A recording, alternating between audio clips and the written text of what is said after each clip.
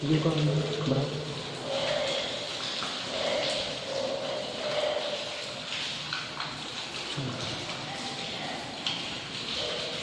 Hello students, आप लोगों ने प्रिज्म से प्रकाश का अपवर्तन पढ़ा था, जिसमें हमने आपको बताया था विचलन कोण क्या होता है।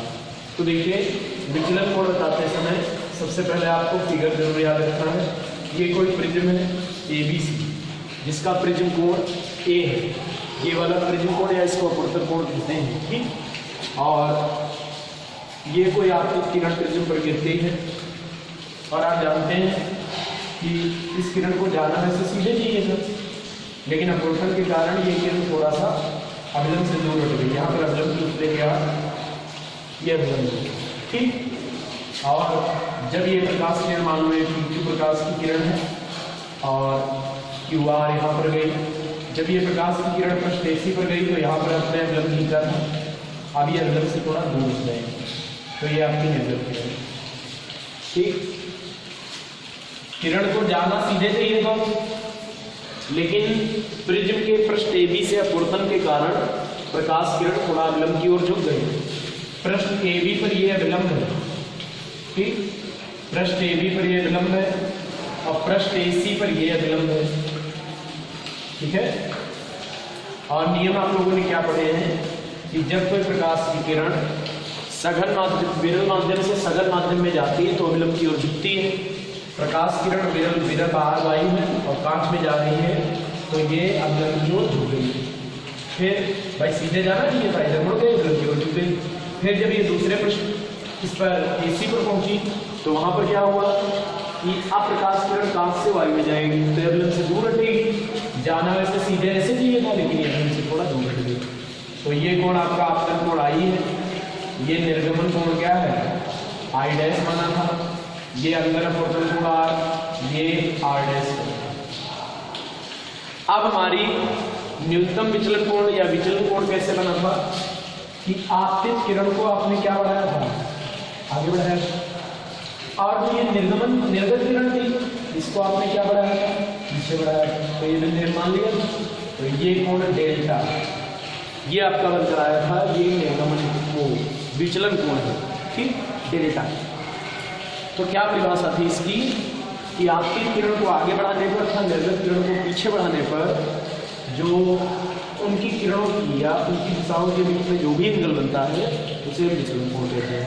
या आपने ये भी बताया था कि प्रिज्म से अपवर्तन की क्रिया में आपतित किरण तथा निर्गत किरण की दिशाओं के बीच का कोण, आपतित किरण की दिशा ऐसे गई थी, ये दिशा थी, निर्गत किरण ऐसे है तो इसकी डायरेक्शन ये है, तो ऐसे तो निकलेगा, ये वाला एंगल बन रहा है, यही विचलन कोण कहलाता है, ठीक। और ये भी बताया होगा कि विचलन कोण आपतन कोण पर निर्भर करता है। विचलन कोण जो है आपतन कोण पर निर्भर करता है। चलिए आप देखते हैं विचलन कोण के बाद न्यूनतम विचलन कोण, न्यूनतम विचलन कोण। सुनिए सभी लोग, समझ लेना इसको। न्यूनतम विचलन कोण, देखिए विचलन कोण क्या था कि आपतित किरण था निर्गत किरण की दिशाओं के बीच का कोण, ये तो विचलन कोण था। लेकिन विचलन कोण न्यूनतम कब होता है, न्यूनतम या यहाँ ये भी लिखा हो सकता है अल्पतम विचलन कब होता है, न्यूनतम विचलन कोण। तो हमने बताया विचलन कोण आपतन कोण पर निर्भर करता है, ठीक। आपतन कोण के एक विशेष मान पर विचलन कोण न्यूनतम होता है। देखिए आपको बता दें, यहाँ पे लिखेंगे, थोड़ा लिख लेते हैं कि विचलन कोण आपतन कोण पर निर्भर करता है। आपतन कोण पर निर्भर करता है, ठीक। आपतन कोण के विशेष मान पर, आपतन कोण के एक विशेष मान पर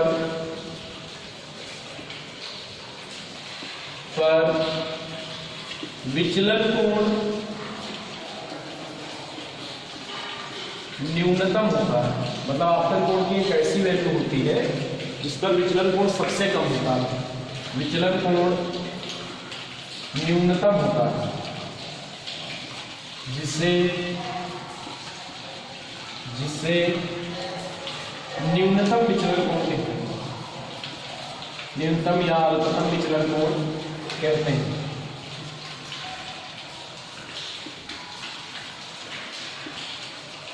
ठीक है, न्यूनतम या अल्पतम विचलन कोण कहते हैं। और इसे देखो डेल्टा एम, जैसे डेल्टा को लिखते हैं तो इसके सफिक्स में एम लिखेंगे, इसे डेल्टा एम से प्रदर्शित करते हैं। याद रखना, डेल्टा एम से प्रदर्शित करते हैं, बनाया, इसे डेल्टा एम से प्रदर्शित करते हैं। देखो विचलन कोण आपतन कोण पर किस प्रकार से निर्भर करता है? क्या आपतन कोण बढ़ने घटने पर विचलन कोण बदलता है? बिल्कुल बदलता है। विचलन कोण घटाते बढ़ाते हैं तो आपतन कोण का मान घटता बढ़ता है। देखो ये आपने बनाया होगा फिगर, हम थोड़ा सा इसमें बता रहे हैं कि विचलन कोण आपतन कोण पर किस प्रकार निर्भर है, आपको बनाना नहीं होगा वो। देखिए विचलन कोण और आपतन कोण के बीच में ग्राफ खींचा जाता है, ठीक इस प्रकार से। ये आपकी एक्स अक्ष, ये वाली, इधर हम ले लेते हैं विचलन कोण, विचलन कोण, ठीक, और इधर ले लेते हैं आपतन कोण, ठीक। मतलब y अक्ष पे विचलन कोण ले लिया, x अक्ष पे आपतन कोण ले लिया।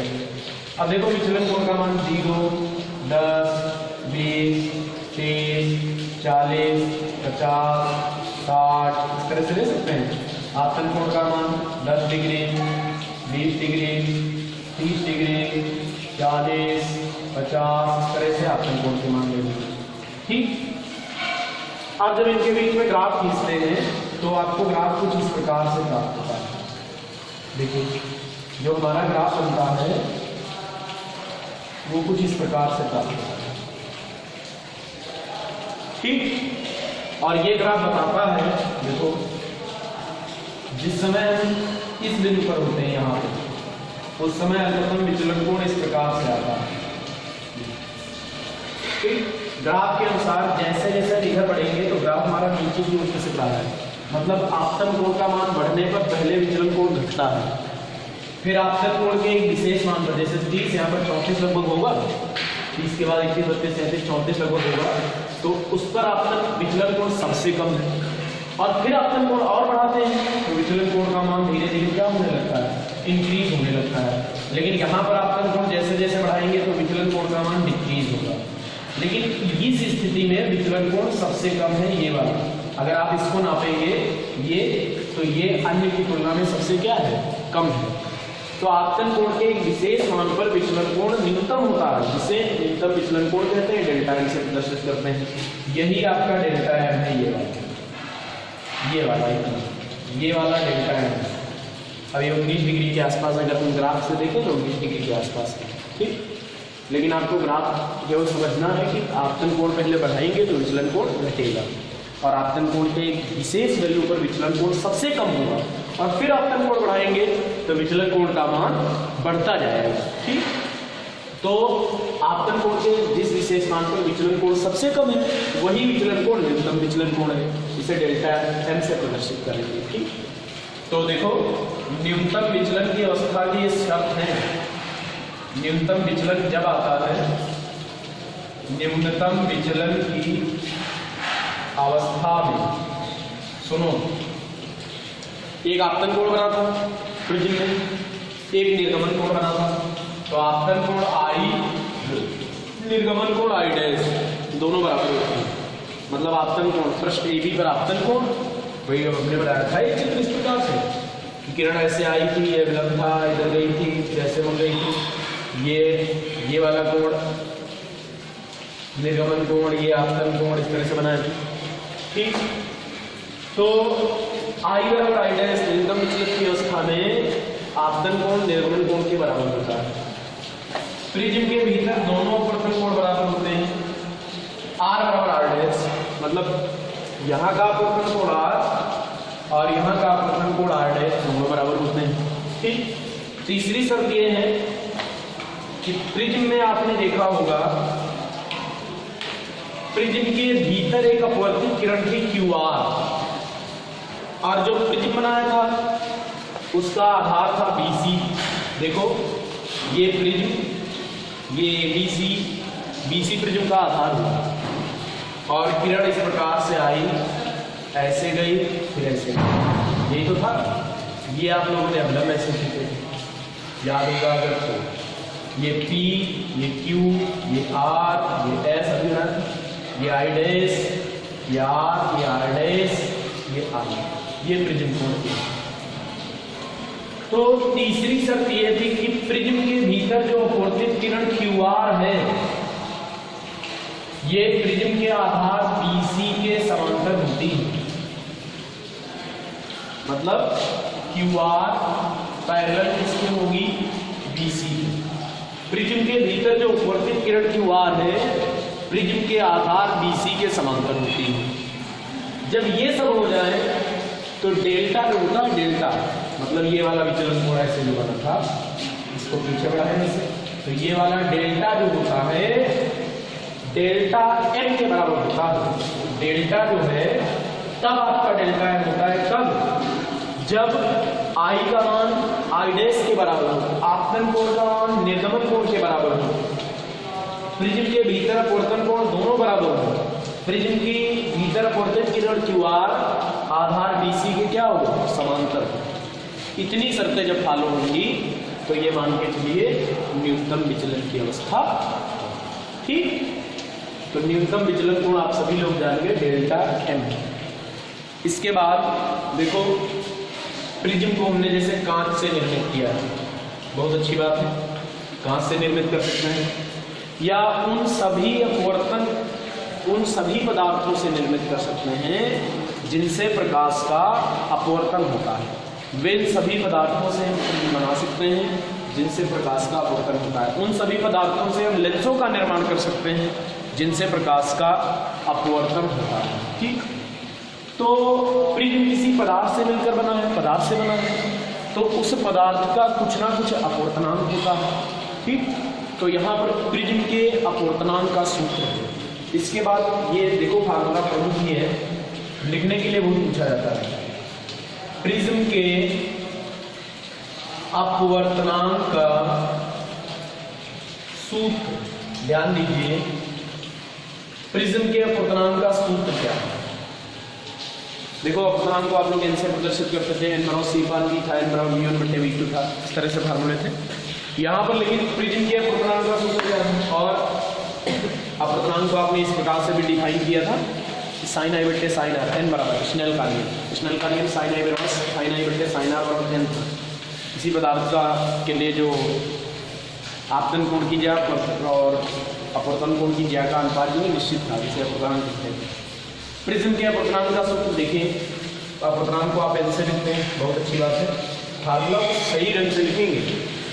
साइन, देखो सूत्र है sine A plus delta M upon, देख लो मेरे लिखने का तरीका, n के बराबर बटे की लाइन है बिल्कुल, और sine A plus delta M by 2, और अपान में है साइन A बाई। ठीक, प्रिज्म के अपवर्तनांक का क्या सूत्र हुआ? n बराबर sine A plus delta M by 2 बटे साइन A बाई 2। सबको याद भी करना है, इसी प्रकार से लिखना है। देखो इसलिए लिखने में गड़बड़ मत करना, बोलो क्या करते हैं, n बराबर लगाते हैं sine A plus delta M by 2, बटे की लाइन यहाँ जा रही है, साइन A बटे 2 यहाँ जा रहा है, गलत। n क्या है? n is refractive index, n अपवर्तनांक किसका? प्रिज्म का। ठीक, n है प्रिज्म का, जहां n बराबर प्रिज्म का अपवर्तनांक, refractive index of prism. a क्या है? एंगल ऑफ प्रिज्म का कोण, प्रिज्म कोण, a प्रिज्म कोण वो जो बना था ये वाला, ऐसे प्रिज्म ये आधार BC का ये वाला कोण a प्रिज्म कोण। और डेल्टा M आपका है न्यूनतम विचलन कोण। डेल्टा एम क्या है, न्यूनतम विचलन कोण। एन क्या है, प्रिज्म का अपूर्णांक, ए क्या है, प्रिज्म का कोण, और डेल्टा एम क्या है, न्यूनतम विचलन कोण। ठीक, फार्मूला आप नोट कर सकते हैं। अब अगर आपको इस पर आधारित कोई भी न्यूमेरिकल क्वेश्चन आता है तो आप कैसे हल करेंगे, समझिए। देखो, एक प्रिज्म का प्रिज्म कोण 60 डिग्री है। 60 डिग्री समझ लो, प्रिज्म का प्रिज्म कोण कितना है, 60 डिग्री। प्रिज्म कोण 60 डिग्री। देखिए समझिए आप, क्वेश्चन नंबर 1, बढ़िया बढ़िया न्यूमेरिकल लेकिन यहीं से आ जाते हैं, न्यूमेरिकल इस तरह आएगा। एक प्रिज्म का न्यूनतम प्रिज्म कोण 60 डिग्री, ठीक, तथा प्रिज्म से जो प्रकाश का अपवर्तन हुआ है उसके लिए न्यूनतम विचलन कोण 30 डिग्री है, तथा प्रकाश के लिए या प्रकाश किरण के लिए न्यूनतम विचलन कोण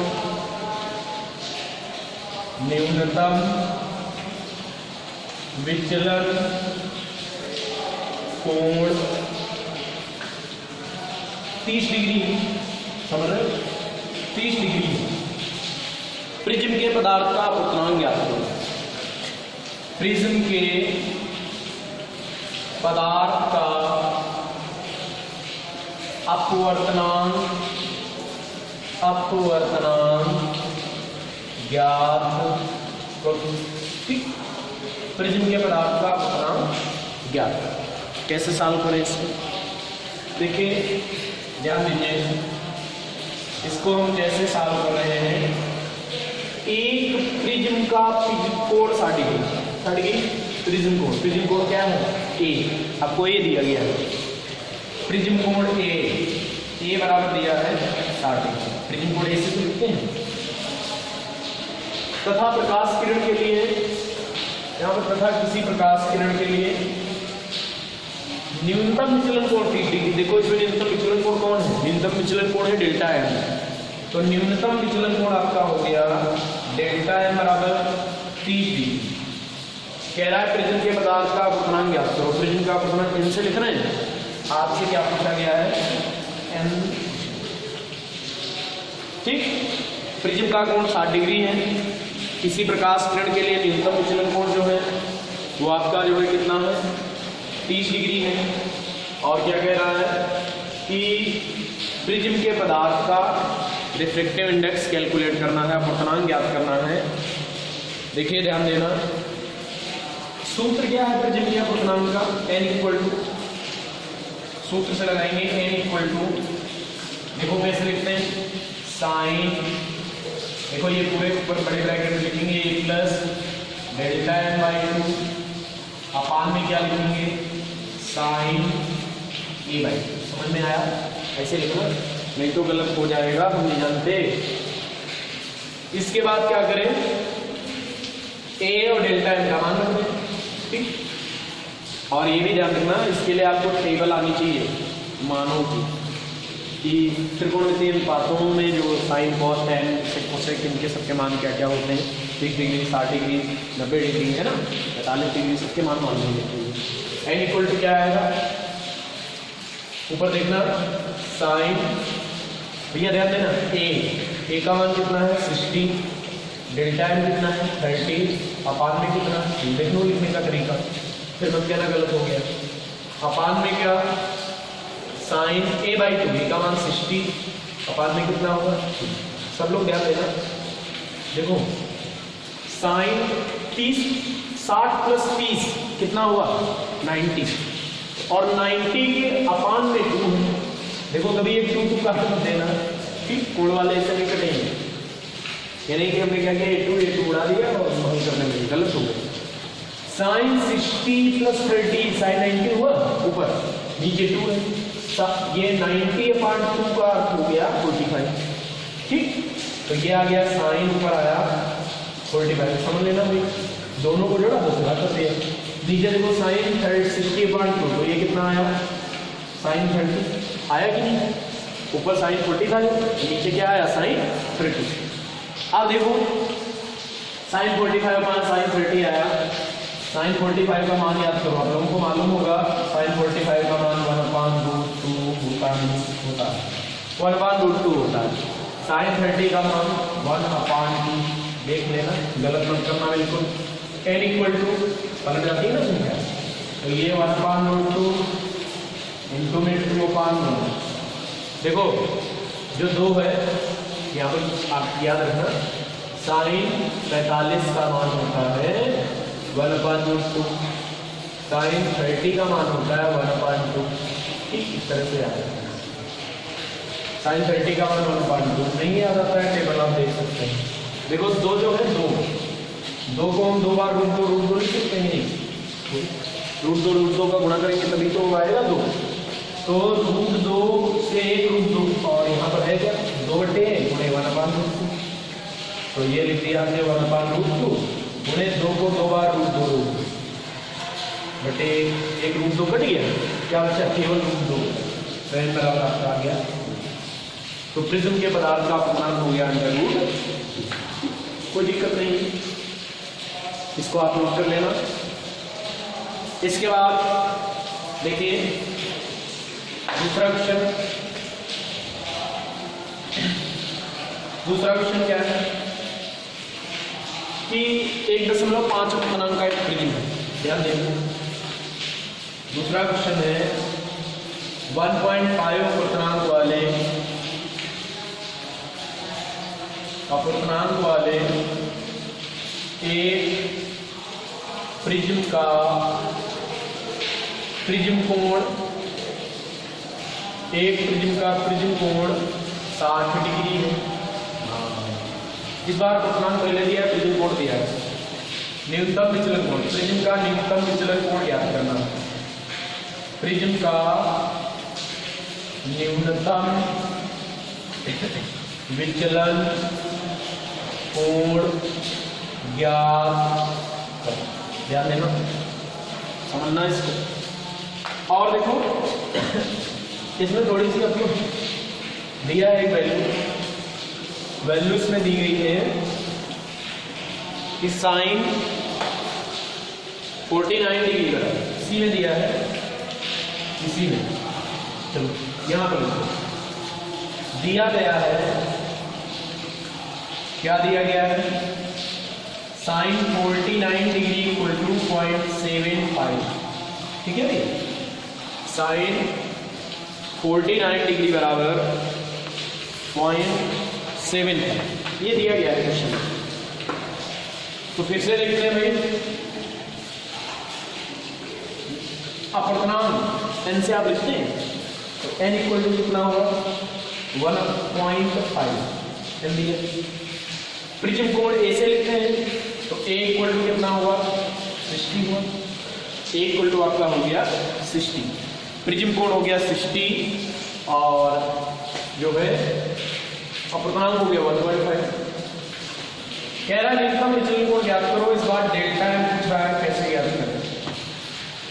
ठीक, तो फार्मूले से हल करो, ज्ञात हो जाएगा। n इक्वल टू क्या दिया है, ऊपर है sine a plus delta m upon 2, नीचे साइन a अपान 2, समझ रहे हो, sine a plus delta m by 2 upon sine. क्या करें, मान रखिए n का मान कितना है 1.5, ऊपर देखना साइन, ऊपर जाओ बोर्ड पर देखिए, साइन a का मान कितना है 60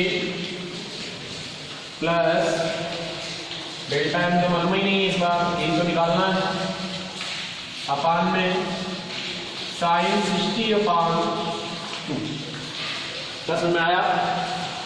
इसके बाद यहां हल कर दे रहे 1.5, ऊपर क्या है आपका sign 60 plus delta m upon 2, नीचे साइन 30 आएगा, है कि नहीं, साइन 30, ठीक, साइन 30 अभी बताया था 1/2 होता है, 1.5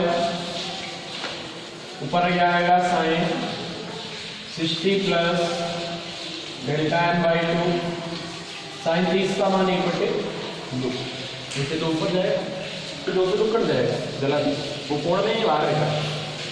इस 1/2 को पूरे 1/2 को इधर ले आओ तो 1.5 इंटू 1/2 हो जाएगा, तो पूरा उठा लिया हमने।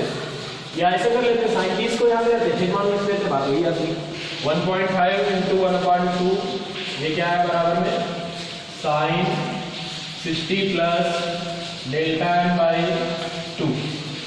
देखो 2 से इसमें बात करेंगे ना तो पॉइंट को पहले लगाना, एक में जाएगा नहीं, पॉइंट लगाना पड़ेगा। 200 की 14 एक बच्चे का 0 बढ़ाएंगे तो ऊपर से 10.75 आया। ये क्या है साइन 60 प्लस डेल्टा एन अपान, ठीक।